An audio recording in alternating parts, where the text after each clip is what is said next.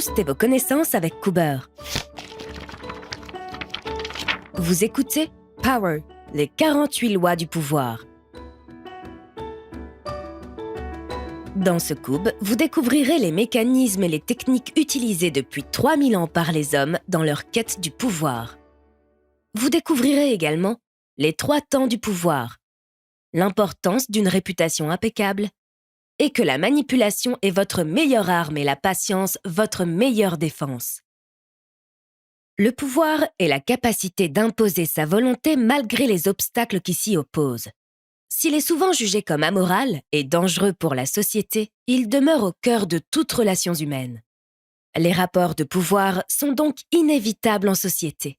Ainsi, chaque civilisation se présente comme plus sage que la précédente, mais les mêmes vices s'y retrouvent immanquablement. Avidité, jalousie, vengeance, trahison, et provoquent des luttes de pouvoir. Celui qui désire renoncer à tout jeu de pouvoir est soit condamné à l'impuissance et au malheur, soit un habile manipulateur dont il faut se méfier. Vous ne gagnerez rien à nier l'omniprésence du pouvoir. C'est une évidence à laquelle vous devez faire face. Power est un véritable manuel de survie au pouvoir qui s'appuie sur les expériences et les œuvres des plus illustres hommes de pouvoir. Cessez de subir. Apprenez à identifier les comportements de vos opposants et à asseoir votre volonté grâce aux 48 lois du pouvoir. Chapitre 1. Ayez un but et un plan précis qui y mène.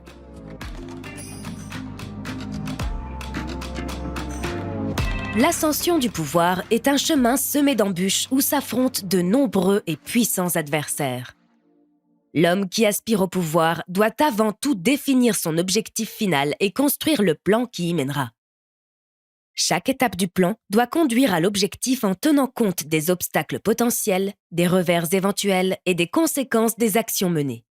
La carrière politique de Bismarck est une illustration pertinente de cette démarche de planification. En 1863, Bismarck était Premier ministre de la Prusse, alors que le pouvoir en Europe se partageait entre la France, l'Angleterre et l'Autriche.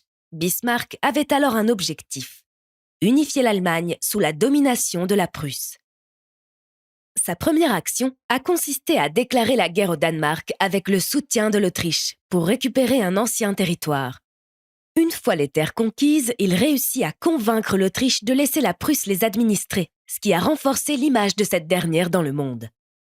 En 1866, il a persuadé le roi Guillaume de Prusse de déclarer la guerre à l'Autriche. Alors que l'armée prussienne avait l'avantage et que l'opinion des généraux était d'écraser l'Autriche et d'annexer ses territoires, Bismarck s'est mis à militer pour la paix et un accord assurant l'autonomie des États allemands. La Prusse a trouvé un accord avec l'Autriche pour garantir son indépendance et prendre la tête de la Confédération d'Allemagne du Nord. 4 ans plus tard, la Prusse, soutenue par la Confédération germanique, a déclaré la guerre à la France. Cette guerre est remportée en quelques mois et l'Alsace-Lorraine intègre la Confédération germanique. La Prusse devient alors une puissance respectée et Bismarck peut réaliser son objectif. Il fonde l'Empire allemand avec le roi de Prusse comme empereur et lui-même comme prince. À chaque étape de sa carrière, Bismarck a suivi un plan précis et ne s'est pas laissé distraire de son dessein. Ses objectifs de conquête militaire n'étaient que des étapes intermédiaires pour parvenir à son but, la fondation de l'Empire allemand. La guerre contre le Danemark a réveillé le nationalisme prussien. Ensuite, Bismarck a limité la victoire sur l'Autriche à l'obtention de l'indépendance. Enfin, lors du conflit avec la France, il s'est opposé à l'annexion de l'Alsace-Lorraine, qui est faite sous l'impulsion des généraux. Son unique but était de rassembler les peuples allemands pour l'avènement de l'Empire. Un bon plan se construit à partir d'une vision pragmatique à long terme. En outre, sachez que vos actions comptent autant que votre inaction. Gardez votre objectif final en tête et évitez les actions inconscientes qui ne le servent pas directement. Chapitre 2. La dissimulation laisse vos adversaires dans le flou et les empêche de perturber vos plans. Si votre plan et vos actions doivent être clairs pour vous, il en est autrement pour votre entourage. Vos intentions doivent être enveloppées de mystère. Ici, 2 techniques s'offrent à vous. Créez de fausses pistes pour piéger vos opposants. Bismarck est ici encore un maître dans l'art de la diversion. En 1850, alors qu'il n'était que député, il surprend le Parlement en soutenant le roi dans un discours s'opposant à la guerre contre l'Autriche. Le roi, dont la position pacifiste était isolée, s'est montré reconnaissant envers Bismarck et l'a nommé, en guise de remerciement, ministre des Affaires étrangères. Une fois au gouvernement, Bismarck a pu accéder au poste de Premier ministre et organiser le renforcement de l'armée prussienne pour soutenir ses ambitions militaires. La volonté pacifiste de Bismarck était totalement feinte et élaborée pour plaire au roi. Il a toujours souhaité la guerre, mais considéré que l'armée prussienne n'était pas prête et il redoutait les conséquences d'une défaite. En prônant l'inverse de sa pensée, il a pu intégrer le gouvernement et préparer l'armée, ce qui n'aurait pas été possible s'il avait fait preuve de transparence. Brouillez les apparences pour dissimuler vos intentions. La méthode de l'écran de fumée cherche à enfermer votre proie dans un univers qui cachera efficacement vos intentions. L'exemple suivant montre comment cette méthode peut fonctionner même face à un adversaire suspicieux. Dans les années 1920, l'Éthiopie voit l'influence d'un homme simple s'étendre dans tout le pays, Haïlé Sélassié. Les chefs militaires du pays ont tous accepté de lui prêter allégeance, sauf Balcha, qui était prêt à déclencher une guerre civile en marchant sur Addis Abeba.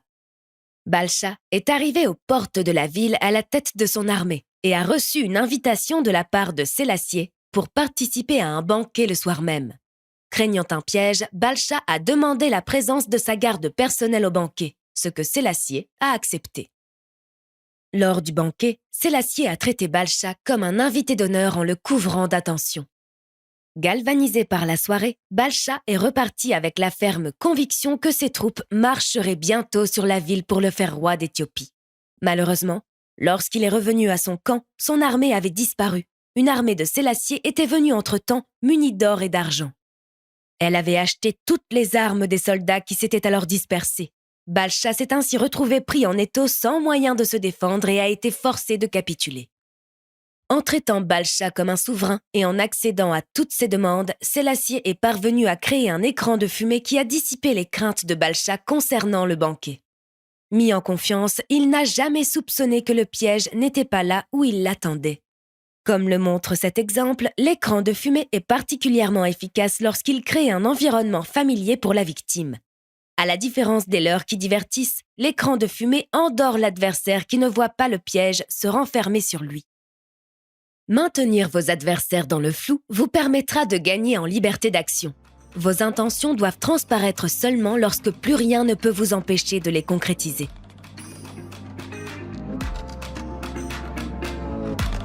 Chapitre 3. Soyez pragmatique en affaires et déroutant dans vos actions. Si vous nourrissez une grande ambition, vous ne pourrez prétendre la réaliser seul.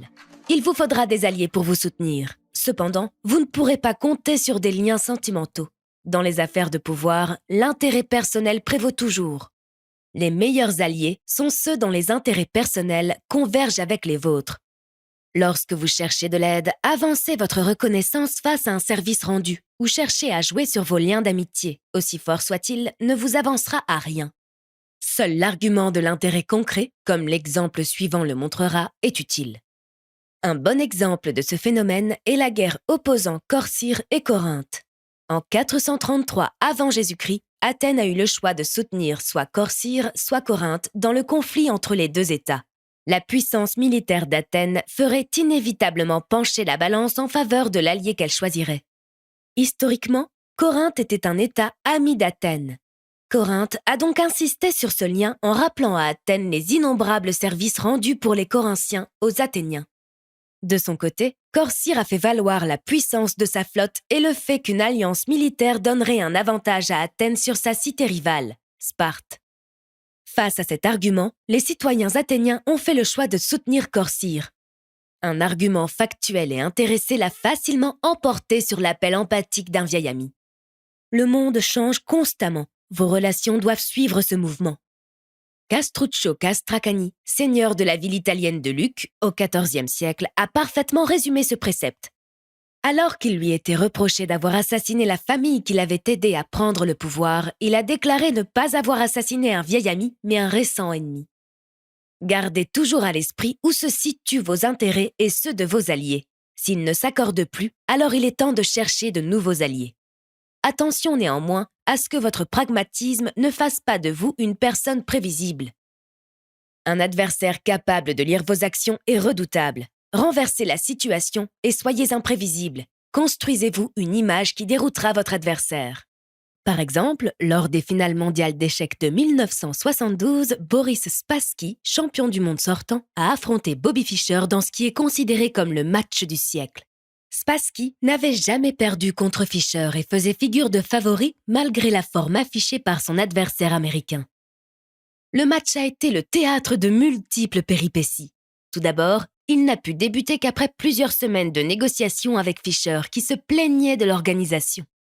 Le jour de la première rencontre, Fischer se présente avec un fort retard et évite le forfait de quelques minutes. Boris Spassky remporte cette première manche après plusieurs erreurs grotesques de Fischer. Après cette défaite, Fischer reprend ses revendications concernant l'organisation et exige plusieurs changements, comme le retrait des caméras. Fischer essuie un refus et décide de déclarer forfait pour la deuxième manche. La suite de la rencontre étant dans une impasse, Spassky accepte de jouer la suite de la finale dans une arrière-salle sans caméra, selon les souhaits de Fischer. La troisième partie voit un Fischer féroce et inconvenant dominer Spassky. Il a ainsi célébré sa victoire sur le Russe en hurlant et en se frappant la poitrine. Par la suite, Fischer a poursuivi son entreprise de perturbation contre Spassky. Il n'a jamais utilisé 2 fois la même variante d'ouverture au cours de la finale, ni aucune de celles qu'il utilisait depuis le début de sa carrière. Spassky perdit tous ses moyens et Fischer est déclaré champion du monde en ayant remonté un score de 2-0, ce qui ne s'était jamais vu. L'imprévisibilité perturbe l'adversaire et l'oblige à se concentrer sur vos actions, au détriment des siennes. À vous alors d'exploiter la moindre de ses erreurs pour le vaincre. Chapitre 4. Apprenez la patience et identifiez le bon moment. Votre réussite dépend de votre maîtrise du temps. Le temps est un concept subjectif qui dépend de votre état d'esprit. Il peut paraître rapide lorsque vos sens sont troublés, mais devient bien plus lent avec l'habitude. Le pouvoir s'articule autour de 3 temps qui réclament des aptitudes bien distinctes. L'affût, une période d'attente et d'observation qui peut s'étendre sur plusieurs années et mettra votre patience à contribution. La traque, une période offensive et rapide où la situation vous permet de bousculer votre adversaire. Et l'hallali, le moment de porter les stockades. Aucune hésitation n'est alors permise, vous devez frapper fort et immédiatement. L'affût est avant tout une position défensive qui permet de prendre le recul nécessaire sur la situation afin d'en tirer profit. Après avoir finement observé, vous pouvez vous lancer dans la traque, et ce, dès que le contexte vous paraît favorable, ou défavorable à votre adversaire. Durant la traque, vous devez dicter votre rythme. Faites en sorte que les événements s'accélèrent pour prendre votre adversaire de vitesse et le forcer à sortir de sa zone de confort. Une fois en position d'en finir, n'ayez aucune pitié. L'hallali s'exécute sans attendre. Écrasez votre ennemi et assurez-vous qu'il ne subsiste aucune trace de lui. L'histoire de la Chine a donné une belle illustration de ce principe. La maîtrise des 3 temps affichée par Mao Zedong lui a permis d'imposer son régime durablement. Lorsque la guerre civile, qui opposait les communistes de Mao Zedong aux nationalistes de Chiang Kai-shek, a éclaté en Chine, les partisans de Mao ont été chassés et poursuivis par l'armée nationaliste. Cette retraite, la Longue Marche, a coûté la vie à de nombreux communistes, mais l'invasion du Japon en 1937 a forcé les nationalistes à mettre fin à la traque pour repousser l'envahisseur. Les nationalistes ont vaincu les Japonais, mais ils étaient affaiblis alors que les communistes en avaient profité pour reconstituer leurs forces. Les communistes ont harcelé les nationalistes jusqu'à les chasser hors du territoire. Il ne reste rien, dans la Chine actuelle, du régime nationaliste. Un ennemi battu que vous laissez survivre reste une menace. Mao Zedong l'avait bien compris et il ne laissa pas passer l'opportunité de se débarrasser des nationalistes dès qu'elle s'est présentée. Il les a non seulement chassés, mais a également veillé à effacer toute trace de ce régime. Chapitre 5. Le rythme du pouvoir oscille entre démonstration de force et ruse. Obtenir la victoire est enivrant et procure un sentiment d'invincibilité dangereux. Plus rien ne vous effraie et votre soif de nouvelles conquêtes ne connaît plus de limites. Les exemples de puissance qui se sont effondrés par excès d'arrogance sont légion. À l'époque de la Grèce antique, par exemple, suite à une série de victoires sous le commandement de Périclès, Athènes se voyait poursuivre ses manœuvres militaires pour s'emparer de l'Égypte, de la Sicile et dominer la Perse. Périclès est parvenu à endiguer cette soif de pouvoir en apportant quelques victoires faciles et en alertant ses concitoyens sur les dangers d'un orgueil démesuré. Après sa mort, plus personne ne s'est opposé à cette volonté de conquête et Athènes a lancé l'invasion de la Sicile. Cette expédition sera un désastre. De plus, elle ravivera les hostilités avec Sparte, ce qui conduira à la chute de l'Empire athénien. La préservation du pouvoir est fortement tributaire de la modération. Il faut savoir vous arrêter à temps pour mesurer la situation et ne pas vous laisser entraîner dans des conflits secondaires. Le pouvoir vous donne l'avantage de choisir vos batailles. Ne succombez pas à vos désirs si le jeu n'en vaut pas la chandelle ou si l'issue est incertaine. La plupart du temps, mépriser l'objet de votre irritation suffit. Louis XIV était un maître en la matière et n'accordait aucune attention à ceux qu'il n'aimait pas. Il affirmait ainsi sa supériorité et conservait toute sa splendeur en ne s'abaissant pas à des chamailleries inutiles. Vouloir poursuivre une dynamique de victoire et engager toujours plus de fronts constitue des démarches vouées à l'échec. L'utilisation systématique de la force engendre inévitablement une réaction que vous ne pourrez pas contenir indéfiniment. Une bonne gestion du pouvoir doit alterner entre force et ruse afin d'assurer pérennité, voire prospérité. Lorsque la force vous ordonne d'écraser vos ennemis, la ruse vous invite à les utiliser à votre avantage. Un bon ennemi vaut mieux qu'un mauvais ami. Apprenez à transformer vos ennemis en alliés et vous obtiendrez de leur part une loyauté indéfectible. Par exemple, la fin de la dynastie des Han, en Chine, a été suivie d'une longue période d'instabilité pour le pays. Les empereurs étaient renversés par leurs généraux. La plupart puissants de ces généraux se proclamaient empereurs, puis étaient à son tour renversés quelques années plus tard. La position d'empereur était alors peu enviable, car elle condamnait son détenteur à l'isolement politique et aux intrigues d'adversaires avides de pouvoir. Ainsi, en 959, le général Zhao Kuang est déclaré empereur. Il réunit alors l'ensemble des généraux lors d'un banquet fastueux et leur propose d'abandonner leur commandement contre des terres et une rente à vie. Le lendemain, l'ensemble des généraux a démissionné pour se retirer dans les demeures promises.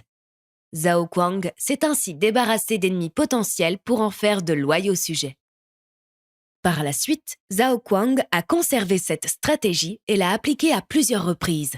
Lorsque les ennemis vaincus venaient se soumettre à lui, au lieu de les punir, Zhao Kuang les recevait comme des invités d'honneur. Par exemple, Zhao a un jour obtenu les preuves d'un complot. Il a alors pris l'initiative de recevoir le chef des conspirateurs et de le traiter comme un ami. Zhao est même allé jusqu'à lui offrir un cadeau, avec instruction de ne l'ouvrir qu'après son départ. Le cadeau contenait les preuves du complot. Une fois encore, la générosité de l'empereur a changé le traître en allié. En offrant ses faveurs à ses opposants, alors qu'il était en position de les écraser, Zhao Kuang générait une reconnaissance sans limite de ses anciens ennemis. Il a ainsi mis un terme à la période de violence qui secouait la Chine et a instauré une dynastie qui a régné pendant 300 ans. Lorsque vous êtes au pouvoir, vos amis attendent tout de vous. Ils désirent de plus en plus de faveurs et se vexent si elles ne sont pas à la hauteur de leurs attentes. À l'inverse, vos ennemis n'attendent rien et craignent chacun de vos gestes. Utilisez vos ennemis, traitez-les bien et vous gagnerez d'eux un soutien fidèle. Par contre, prenez garde à vos amis qui pourraient vous trahir en considérant que vous n'êtes pas suffisamment généreux envers eux. Chapitre 6. Manipuler en donnant l'impression du choix. Le meilleur moyen de contrôler vos adversaires est de leur donner l'illusion du choix. Pour cela, il vous faudra établir un cadre qui vous permettra de diriger vos adversaires vers votre volonté. Cette tactique peut revêtir plusieurs formes. Mettre en valeur votre proposition dans un panel pauvre. Henry Kissinger, secrétaire d'État américain, était très attaché à cette technique lorsqu'il conseillait le président Nixon. Considérant avoir une meilleure vision que le président, il présentait pour chaque cas 3 ou 4 propositions. Il se gardait bien de faire connaître ouvertement sa position, car Nixon manquait de confiance en lui et aurait refusé de le suivre. Ses présentations faisaient donc apparaître sa position comme la plus raisonnable alors que les autres étaient bancales. Nixon avait alors l'impression de gouverner, alors que toutes ses décisions étaient contrôlées par Kissinger. Cette tactique est excellente face à un supérieur hiérarchique. Elle permet de décider et de conserver une image de serviteur modèle. Changer d'angle d'attaque.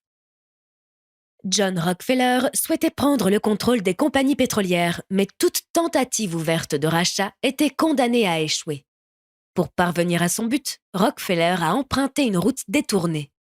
Il a discrètement racheté les compagnies de chemin de fer qui transportaient le pétrole. Face aux menaces de hausse tarifaire ou de blocage du fret, les résistances aux tentatives de rachat se sont évanouies et Rockefeller a pu concrétiser son objectif. En forçant la main de votre adversaire, vous vous mettez à découvert, mais votre position devient si dominante qu'il est inutile de vous en soucier. Offrez un éventail de choix de plus en plus réduit. Ambroise Vollard, marchand d'art du XIXe siècle, appliquait cette technique à merveille. Face à des acheteurs hésitants, il présentait des tableaux de moins en moins attrayants. Les clients finissaient par comprendre que la première offre était toujours la meilleure et ne tardaient plus à formuler leur offre. Une autre possibilité dans ce cas est de faire monter les prix à chaque visite. Le client comprendra vite que son indécision lui coûte de l'argent. Ces exemples de manipulation permettent d'obtenir ce que vous désirez tout en gardant une image respectable. En se soumettant de manière volontaire, votre adversaire accepte votre domination et vous aurez moins à craindre de représailles de sa part. Le tsar Ivan IV, dit Ivan le Terrible, a parfaitement illustré cette tactique. Ivan se savait menacé sur plusieurs fronts et ne disposait pas d'un pouvoir suffisant pour vaincre. Il a alors décidé d'abdiquer en expliquant qu'il ne supportait plus les manigances. Cette annonce, en pleine période de trouble, a bouleversé la population qui supplia Ivan de revenir sur le trône. Après plusieurs jours de refus, Ivan a fini par proposer de reprendre sa place à la condition qu'il ait les pleins pouvoirs. En cas de refus, il renoncerait. La peur de l'anarchie a poussé le peuple à remettre Ivan au pouvoir. Ivan a ainsi pu jouir des pleins pouvoirs sans que personne ne s'oppose à lui. Après tout, c'était le choix du peuple. À l'image de la relation entre Ivan et son peuple, les personnes éprouveront moins de ressentiment à votre égard si elles jugent avoir été partie prenante dans votre prise de pouvoir.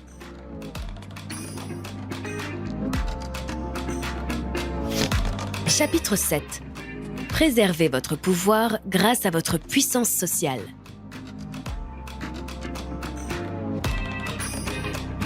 L'exercice du pouvoir suscite convoitise et jalousie. Votre position est enviée par d'autres qui seront prêts à tout pour vous voir chuter.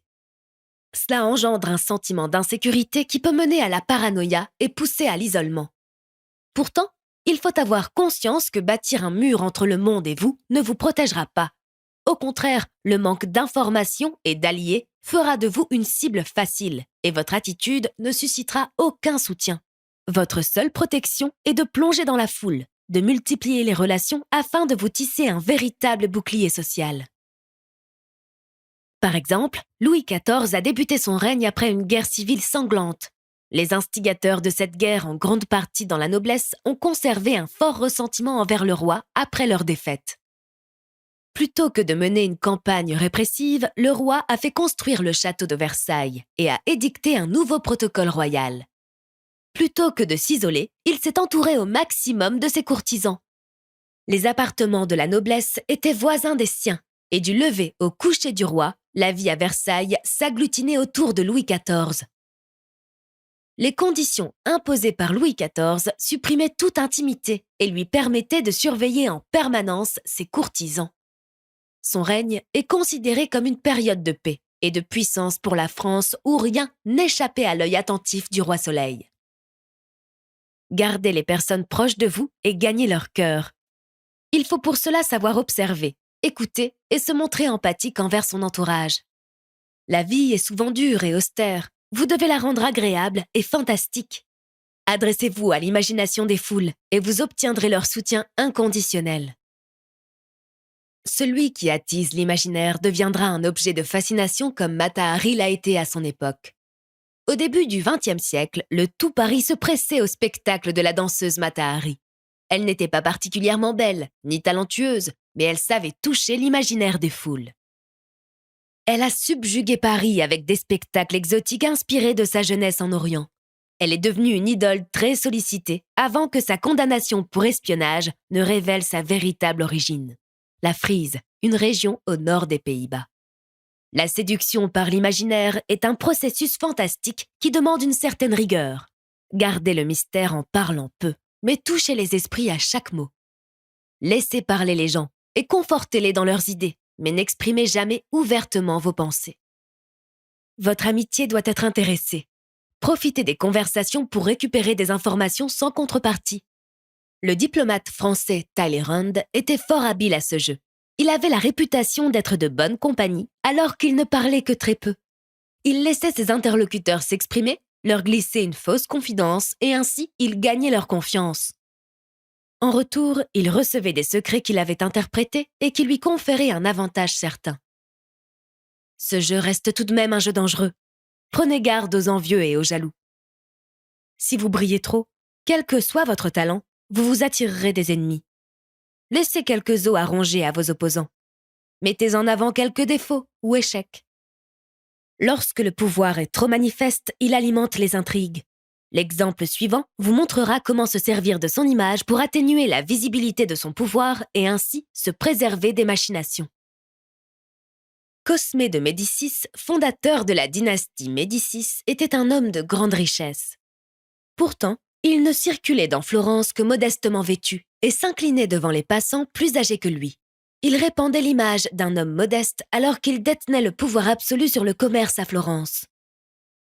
Il fit construire un palais à son image, sobre à l'extérieur mais luxueux à l'intérieur. Ce double jeu lui a permis de régner 30 ans sans susciter la jalousie et d'être à l'origine d'une des dynasties les plus puissantes d'Europe.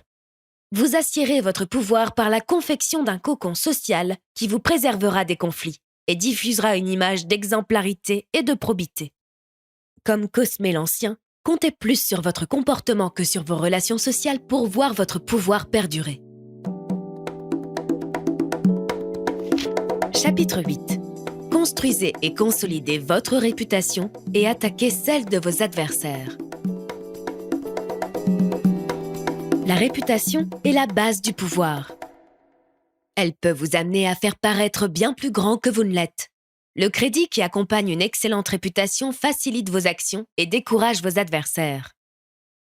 A contrario, si votre réputation est compromise, vous perdrez en influence et verrez les obstacles se multiplier. Prenez grand soin de votre réputation. Veillez sur elle comme sur votre trésor le plus précieux. Pour s'épanouir et marquer les esprits, la réputation a besoin d'éléments factuels d'admiration. Seuls vos actes peuvent nourrir efficacement votre réputation. Cependant, il n'est pas nécessaire de vous épuiser au travail. Il suffit simplement que le mérite vous en revienne. Un parfait exemple de cela est celui de Thomas Edison et de Nikola Tesla. Le monde se souvient parfaitement de Thomas Edison et le considère comme l'un des plus grands inventeurs de tous les temps. Nikola Tesla a quant à lui laissé un souvenir moins glorieux malgré son génie. Tesla était employé de la Continental Edison. À cette époque, Edison vient de mettre en place le réseau électrique basé sur le courant continu. Ce système, ne permettant pas d'adapter la tension, comporte de nombreuses contraintes et entraîne les fréquents accidents. Tesla propose alors à Edison de concevoir un nouveau réseau basé sur le courant alternatif. Bien que défenseur du courant continu, Edison permet à Tesla de développer son idée et lui promet même 50 000 $ s'il réussit. Après un travail acharné, Tesla parvient à mettre au point cette technologie. Edison félicite son employé, mais refuse de payer la prime qui n'était pour lui qu'un trait d'humour. Insulté, Tesla démissionne et rejoint George Westinghouse pour poursuivre le développement de son invention. Edison se livre alors à une campagne de calomnie visant à saboter la réputation de Tesla et de son invention. Il insinue que le courant alternatif est dangereux et présente des cadavres d'animaux qu'il a électrocutés sur du courant alternatif pour le prouver. Sa campagne de destruction atteint son sommet en 1890, année où il obtient que le courant alternatif équipe les premières chaises électriques pour les exécutions. Mais comme la mise au point avait été effectuée sur de petits animaux, le courant utilisé était trop faible pour tuer un homme sur le coup. La première utilisation fut une horreur et Edison tenta d'imposer le terme Westinghouse au lieu d'électrocuter, sans succès. Le courant alternatif est par la suite devenu le standard utilisé par les réseaux électriques. C'est pourtant le nom d'Edison qui apparaît comme celui du père de l'électricité. Quant à Nikola Tesla, il s'est épuisé toute sa vie au développement de nouvelles technologies que d'autres venaient s'approprier par la suite. Il est mort dans la misère sans qu'aucune de ses découvertes ne porte son nom. Edison avait compris qu'il était plus rentable de laisser ses employés effectuer le gros travail pour ensuite s'accaparer les résultats et les honneurs. Le gain pour la réputation est double. Les esprits sont marqués d'une part par le travail titanesque accompli, mais surtout par la facilité qui émane de son créateur. Une fois votre réputation établie, comportez-vous comme un courtisan. Soyez un caméléon. Adaptez-vous à votre auditoire pour satisfaire ses attentes. Adhérez à votre temps en vous drapant dans les opinions en vogue, mais gardez-vous d'exprimer ouvertement des convictions. Vous ne savez pas de quoi demain sera fait, et les convictions d'un jour peuvent entraîner votre chute le lendemain. Adoptez des positions vagues, mais ne vous engagez jamais au point de vous compromettre. Si vous êtes démasqué et que la situation discrédite votre réputation, 2 solutions s'offrent à vous. Désignez un bouc émissaire. Tous les grands ont toujours gardé un fusible qui assumait les erreurs à la place de leur maître. Utilisez la ruse pour faire effectuer le sale travail par d'autres. César Borgia savait parfaitement utiliser ces techniques pour sauvegarder son intégrité. En 1500, il s'est emparé de la Romagne, une région instable où régnait la loi du plus fort. Le problème de Borgia était alors de rétablir l'ordre tout en imposant le respect pour éviter une révolte. Il a choisi Orco, un homme de confiance qu'il savait dur, voire cruel, et l'a nommé à la tête de la région. Orco a remis rapidement de l'ordre en appliquant une justice sévère. Si le rétablissement de l'ordre était bien accueilli par la population, les méthodes brutales d'Orco commençaient à susciter le mécontentement. C'est précisément le moment qu'attendait Borgia pour intervenir. Devant le peuple, Borgia a condamné les pratiques d'Orco puis l'a fait prisonnier. Une semaine plus tard, les habitants découvraient au milieu de la grande place le corps d'Orco décapité, sa tête reposant sur une pique. Voyez comment Borgia est parvenu à ses fins tout en améliorant sa réputation auprès du peuple. Dès le début, il avait planifié l'enchaînement des événements qui devaient l'amener à sacrifier Orco et à passer pour un libérateur. Pour conclure, votre réputation doit toujours sortir grandie de vos entreprises, même des plus viles. Elle est un passeport nécessaire pour circuler aisément dans les arcanes du pouvoir. Conclusion. La maîtrise du pouvoir est un art délicat. Celui-ci vous impose d'être en tout lieu maître de vos émotions et de votre discours. L'impulsivité est une grave erreur. Vos réactions devant toujours prendre en compte la situation présente, l'état d'esprit de votre entourage et l'anticipation des événements à venir. Le pouvoir se cultive dans une dualité qui ne peut se passer de réflexion. Vous devez attirer les regards et rester discret. Vous devez appeler au changement, mais éviter la révolution. En conclusion, n'empruntez jamais la ligne droite qui mène à votre objectif. Préférez-lui les chemins détournés qui garantiront action efficace et réputation irréprochable. Retenez donc de ce courbe que l'intérêt personnel domine le monde des relations humaines. Il fait et défait les amitiés et les alliances. Que les attaques les plus virulentes sont celles qui souillent la réputation de vos adversaires. Et que vos actions valent autant que vos inactions. Ne rien faire est un choix qui peut porter ses fruits ou vous éviter la déroute.